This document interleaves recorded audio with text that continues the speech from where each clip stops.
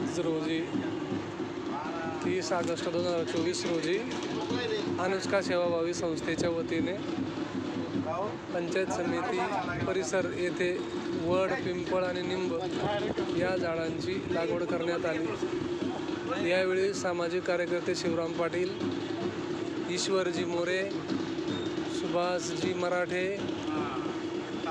राजू भाऊ महाजन, राकेश पाटील, सरला शिक्षण विस्तार अधिकारी सरला पाटील आदी मान्यवरांच्या उपस्थितीत वृक्ष लागवड करण्यात आली।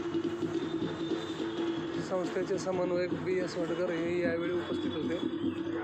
वड, निंब, पिंपळ या झाडांची लागवड इथे करण्यात आली।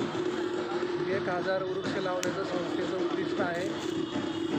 ते उद्दिष्ट संस्था लवकरच पूर्ण करणार। जिल्ह्याभरात